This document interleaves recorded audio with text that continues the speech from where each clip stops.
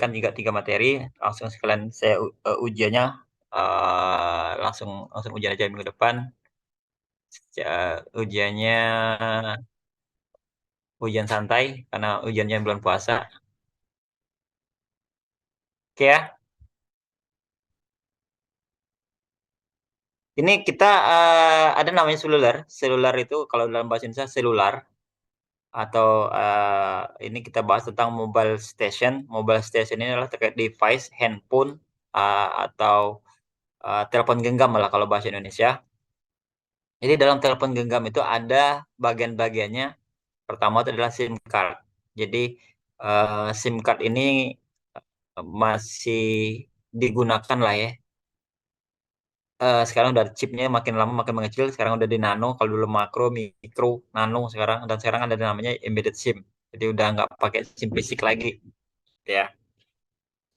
Jadi ini adalah sejarahnya dari SIM card. Jadi tahun 91 di Munich itu ada orang yang pertama kali menggunakan SIM card. Jadi SIM card dulu di awal-awal itu sangat besar. Jadi kalau dulu di era-era teknologi GSM hadir di Indonesia, jadi awal-awal tahun 2000-an lah lebih kurang, kartu SIM card tuh segede ATM, kayak KTP lah ya. Itu yang masuk ke dalam handphone tuh masuk semua dia. Jadi dia ID card set ini dia mirip ID card lah dia. Gede dan handphonenya zaman dulu juga besar. Jadi satu SIM card itu langsung masuk plok masuk dalam handphone. Kemudian ada perubahan lagi tahun-tahun 96-an. Jadi sebenarnya kan di Indonesia ini tahun 90-an awal sebenarnya. 94 95 94 95 kalau salah itu GSM di Indonesia hadir. 95 96 itu sudah mulai ada perubahan SIM. SIM yang tadinya besar segede KTP, segede ATM, sekarang sudah masuk ke SIM yang mini SIM dulu. Tapi SIM ini masih gede lah, masih besar lah. Dulu secara fisik masih besar. Kemudian tahun 2000-an mulai masuklah micro SIM. Micro SIM ini lebih kecil. Sekarang sudah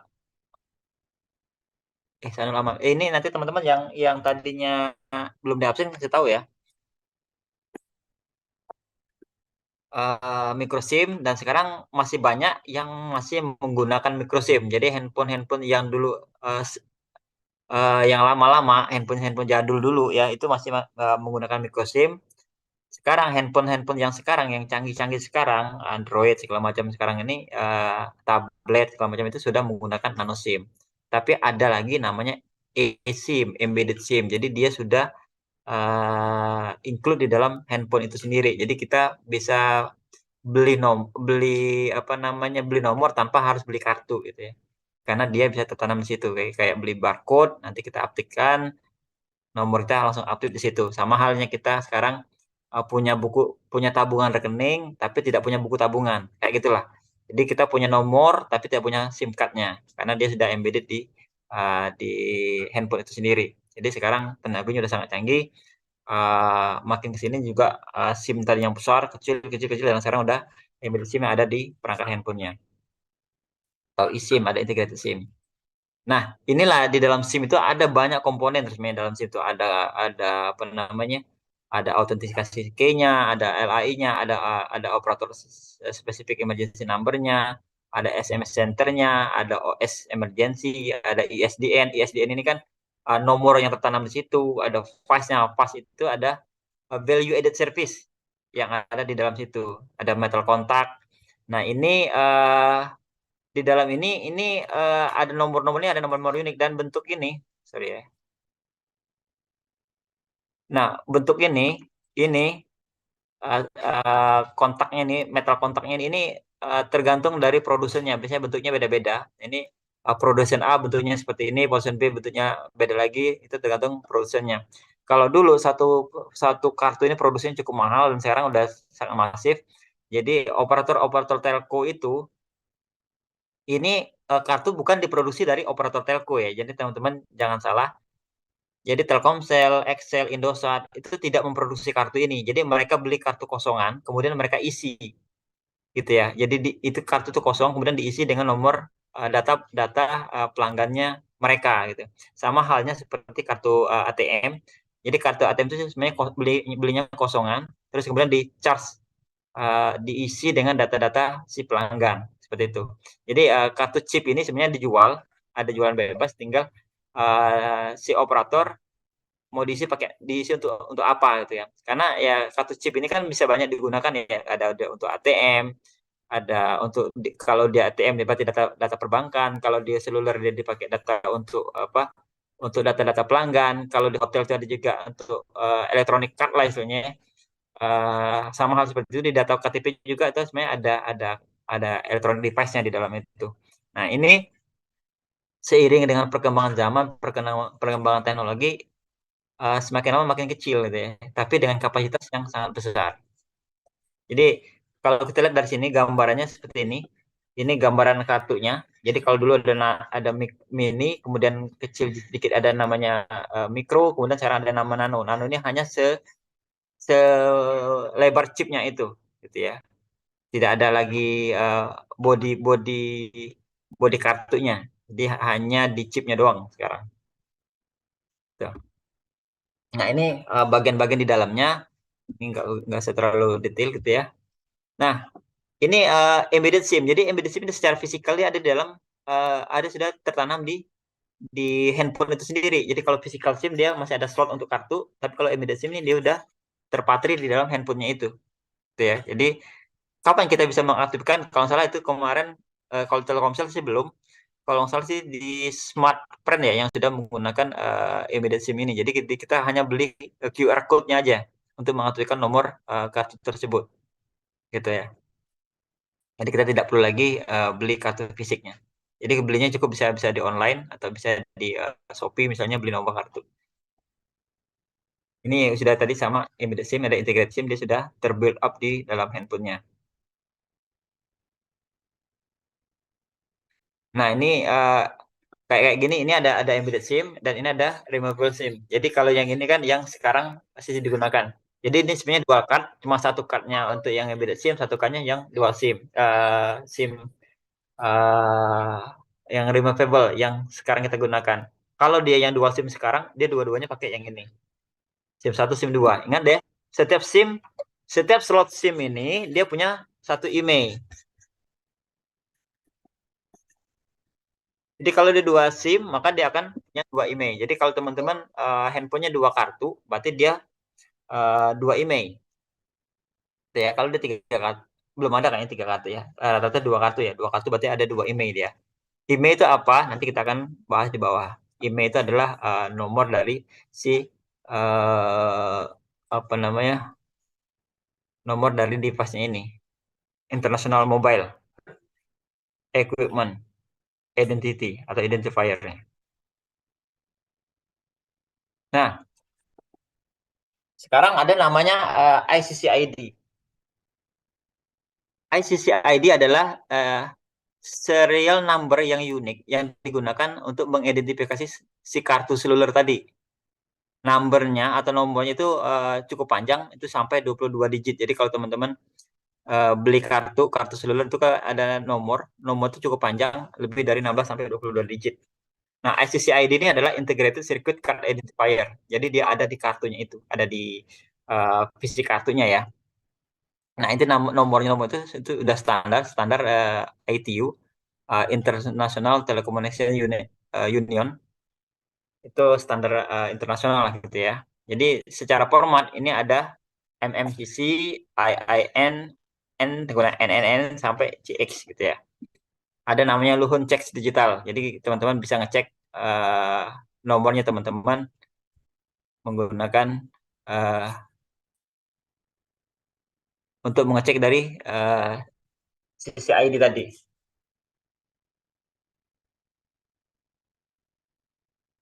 Kemudian selain ICC ID ini kan ada di kartunya ya. Kemudian ada namanya IMSI, International Mobile Subscriber Identity. Jadi uh,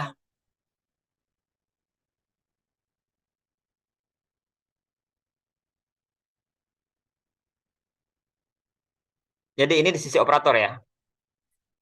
Jadi di operator telekomunikasi kita itu di kartu itu juga ada identitas ini 510 itu mobile country code, kemudian ada mobile network code dan MSIN, mobile subscriber identity number. Jadi 510 itu adalah kode negara. Indonesia adalah 510, Australia 505, Malaysia itu 502, Singapura 525 dan seterusnya. Ini saya ambil sampel ya, tidak semua negara saya masukkan karena ya cukup panjang.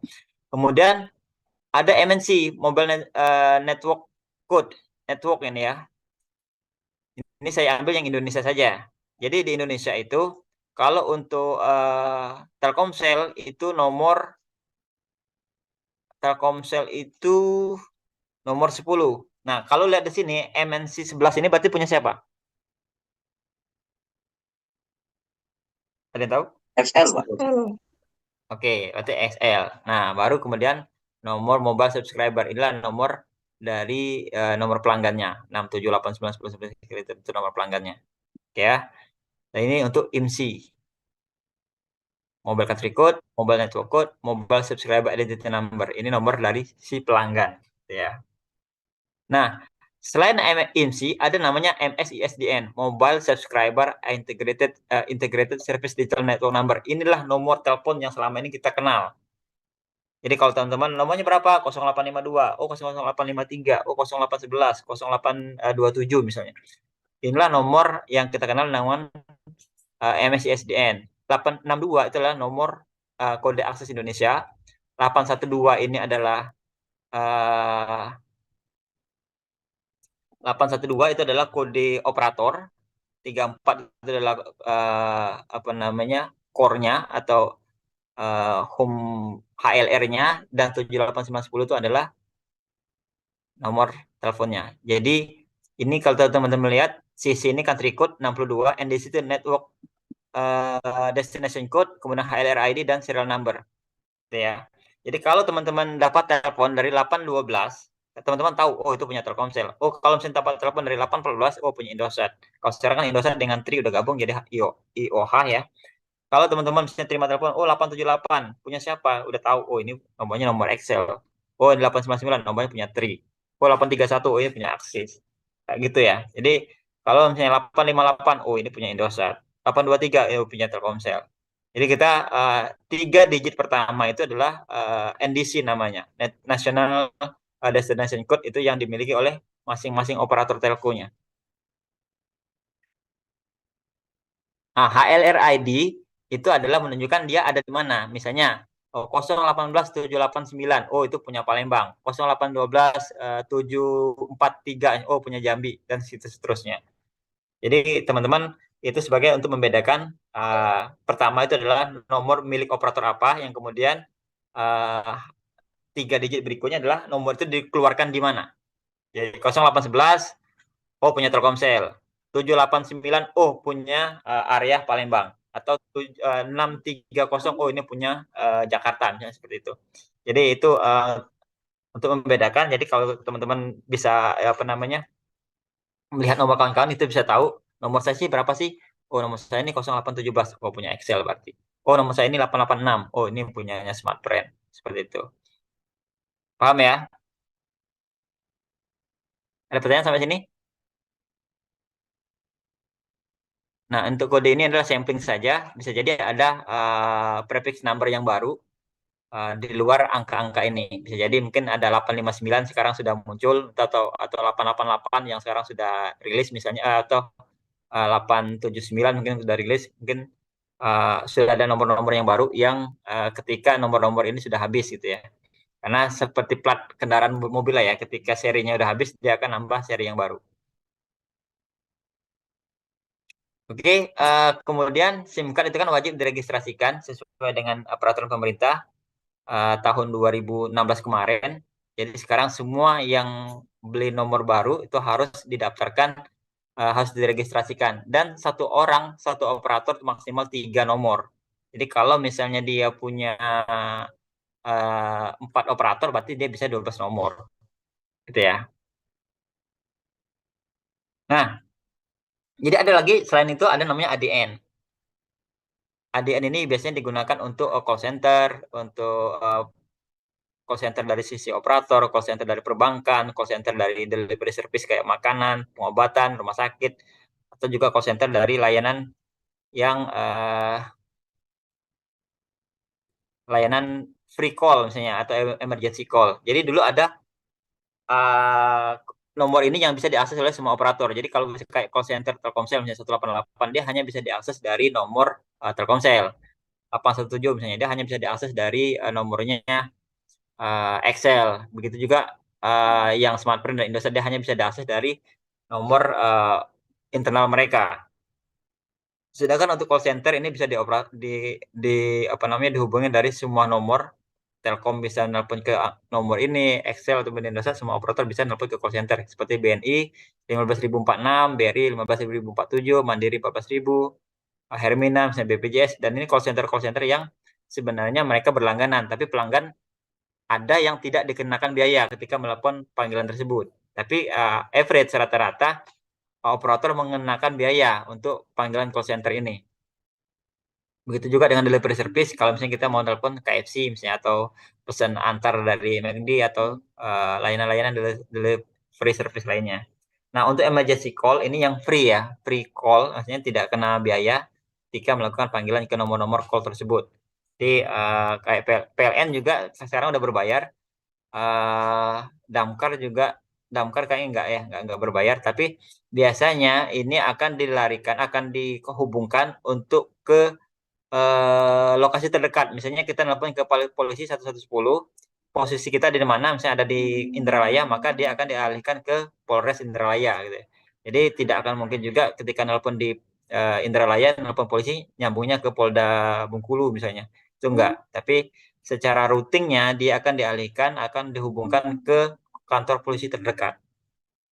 Begitu juga dengan ambulan ataupun dengan PLN. Tapi sekarang juga PLN untuk call center-nya juga sudah ke Indonesia. Jadi kalau teman-teman nelpon call center 123 bisa jadi nyambungnya ke call center yang Surabaya.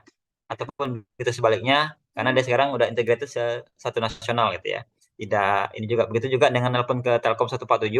Ketika kita telepon bisa jadi yang menerima panggilan telepon kita adalah call center yang ada di Sulawesi misalnya. Atau orang Sulawesi ketika dia nelpon ke call center, yang terimanya adalah call center yang ada di Palembang. Tapi karena datanya sudah terintegrasi seluruh Indonesia, jadi call center manapun yang menerima, dia bisa melayani secara baik untuk ke pelanggannya. Nah, kemudian ada premium call. Ini premium call ini adalah premium apa layanan yang berbayar dan cukup mahal. Jadi ini tarifnya dibebankan ke pelanggan.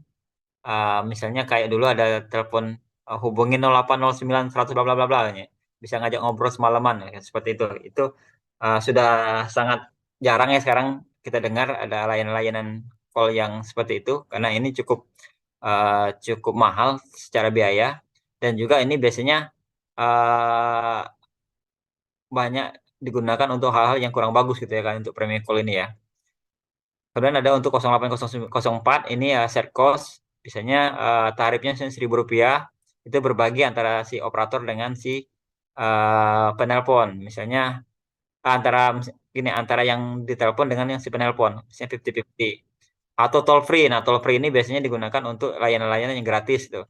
Telepon gratis yang ditanggung oleh sepenuhnya. Misalnya layanan perusahaan call center TV misalnya atau elektronik yang dia bisa memberikan layanan gratis. Kalau misalnya kita telepon ke mereka itu gratis gitu. Atau 0807 itu tarif normal, atau 500 XX itu untuk yang tarif normal. Jadi 0807 ini juga sama, angkanya panjang 0807 100 bla bla bla bla. Itu tarifnya tarif normal.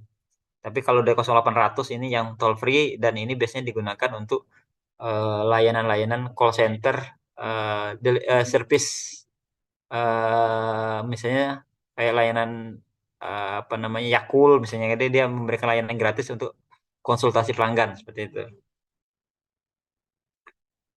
Nah, ini ada USSD.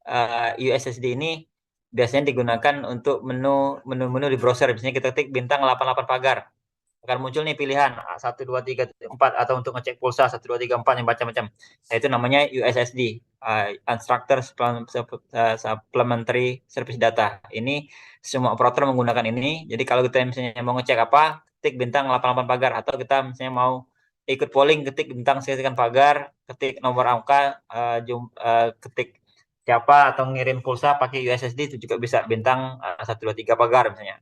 Dan ini biasanya hanya untuk operator itu, dan tidak berlaku untuk ke pelanggan yang lain, misalnya seperti itu. Misalnya ini digunakan untuk polling, itu USSD saat ini masih banyak digunakan.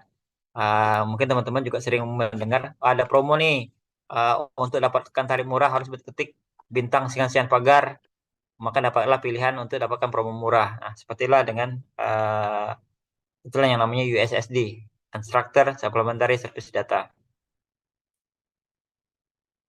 Kayak gini ya, bintang 88 pagar, kemudian ada bintang 123 pagar, bintang 11 pagar. Ini salah satu contoh dari USSD.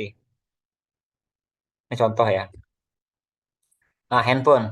Ini handphone, jadi dari handphone dari keluaran pertama sampai sekarang uh, sangat beragam. Bisa dibayangkan ya, handphone zaman dulu segede itu. Kalau di sekarang masih seperti itu, agak susah juga kali ya kalau mau ke kampus bawa handphone, lebih gede lah handphonenya daripada tasnya gitu ya. Tapi sekarang dengan teknologi, handphonenya makin kecil, tipis dengan kemampuan yang jauh lebih besar dibandingkan dengan yang sekarang. Inilah handphone-handphone yang perkembangan handphone ya. Ini salah satu contoh lah ya. Nah, di handphone itu ada namanya IMEI. IMEI itu adalah International Mobile Equipment Identity. Jadi setiap handphone itu ada slot kartu, satu kartu itu ada satu IMEI. Kalau dia dua kartu, maka dia dua IMEI. Itu ya. Nah, sekarang ada namanya luhun formula untuk mengecek IMEI itu. Gitu ya. Jadi kalau misalnya teman-teman lihat dari IMEI, struktur IMEI-nya teman-teman, ada angka-angka ini angka IMEI misalnya, ini angka IMEI, gitu ya. Maka teman-teman akan lihat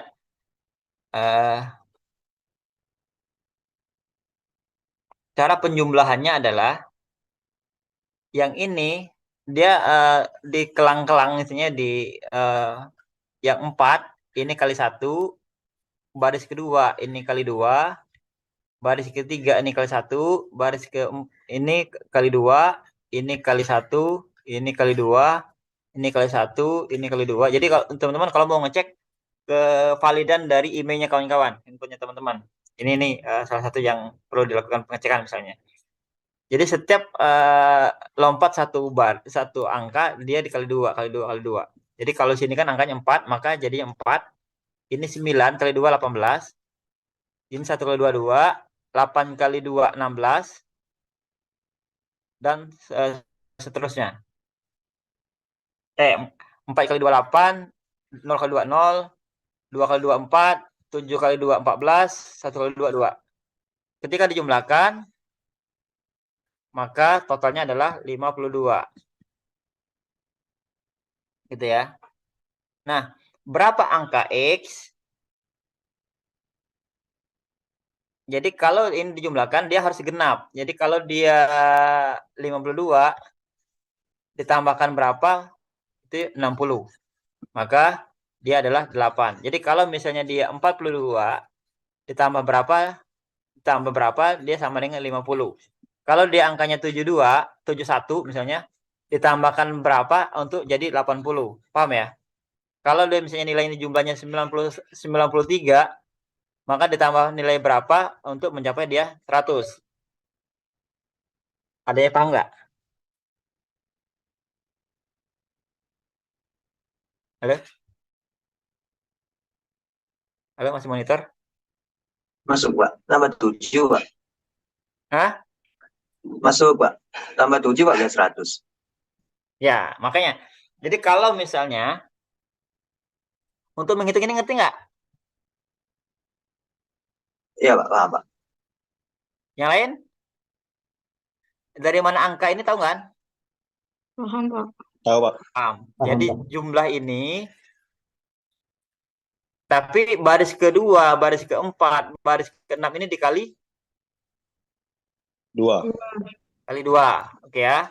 Terus nanti kan jumlahkan, maka dapatlah angka ini. Kalau misalnya nanti jumlahnya adalah 46, maka ditambahkan berapa untuk mencapai 50. 50. Ditambahkan ke depannya ya. Kalau misalnya nanti angkanya adalah 87, maka ditambah berapa untuk mencapai 90. 90. Oke ya, paham ya? Simpel lah itu. Jadi angka X-nya ini adalah sisa dari penjumlahan terbanyaknya lah isinya. Jadi dia 30, 40, 50, 60, 70, 80, 90 kayak gitulah ya nilainya ke depan. Tinggal nambah selisihnya.